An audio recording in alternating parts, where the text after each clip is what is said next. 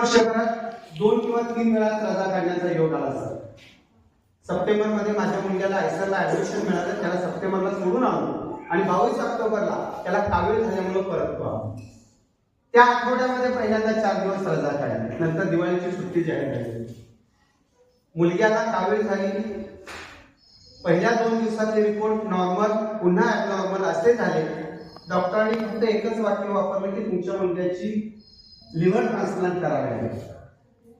त्या क्षणाला पायाखालची जमीन सरकली, कारण लिव्हर ट्रान्सप्लांटला येणारा खर्चाचा आकडा बघून मला थोडीशी भोर आला.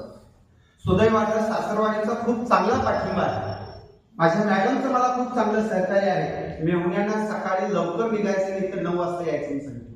सोलापूरवरून मेहुणे निघाले, साधारण 10-11 वाजता ते माझ्याजवळ पोहोचले. धीर दिला.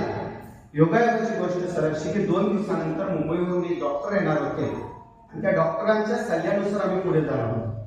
आणि डॉक्टर आल्यानंतर मात्र रिपोर्ट जे होते ते नॉर्मल आले. अभिषेक सदनगे, करवीर हॉस्पिटल, राजारामपुरी पहिली गली. स्वतः डॉक्टर वर आलेले गौरवसाठी त्यांनी एवढंच वाक्य वापरले की बेट्या वाचलास.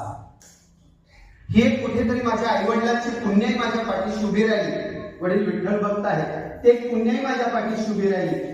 मुलगा ऍडमिट असताना सुद्धा एक तळमळ जी असते प्रत्येक शिक्षकाची आपली आहे. मी काही फारसं वेगळं सांगत नाही, पण हातापोटाशी आलेला घास आपण सोडू शकत नाही. आणि त्यामुळे चिरंजीवाला सांगितलं तुझं सलाईन लावून झालं की संध्याकाळपर्यंत तुझ्यासाठी थांबायची मला आवश्यकता वाटत नाही. त्याही स्थितीत मुलग्याचं हेच वाक्य होतं की पप्पा तुमच्यासाठी माझ्यापेक्षा तुमचे विद्यार्थी प्रिय आहे. आणि माझ्या विद्यार्थ्यांनी सुद्धा ते दाखवून दिलं. ज्यावेळी माझे विद्यार्थी ऍडमिट होतो, माझा गौरव ऍडमिट होता, मुलांना न सांगता, पालकांना न सांगता त्याच विद्यार्थ्यांनी स्वतः रिक्षा ठरवलेली ते स्वतः गौरवला भेटायला भरून आलं. आपण जे राबतो ते ज्यावेळी आपल्याला त्या पद्धतीने मिळतं त्यावेळी आयुष्याचं सार्थक झाल्यासारखं. आज प्रयाग अगदी आपली 14 नोव्हेंबरला पहिली सराव चाचणी झाली, तेव्हापासून तुम्ही सगळ्यांनी अतिशय चांगल्या पद्धतीने मला पाठवलं. प्रत्येकाने लागलेल्या रिझल्टचं अभिनंदन केलं, शुभेच्छा दिल्या.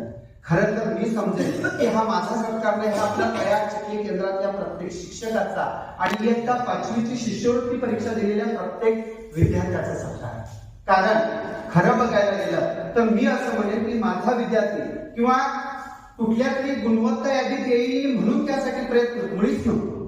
ही अपेक्षा नव्हती, किंबहुना हे स्वप्नातही पाहिलं नव्हतं. फक्त अश्वत्थ सरांनी माझ्यात एक स्वतः होती गुंजन त्या पद्धतीची विद्यार्थिनी आहे. नक्कीच तिच्या उज्ज्वल भविष्यासाठी मी शुभेच्छा देतो. तिच्या आणि सर्व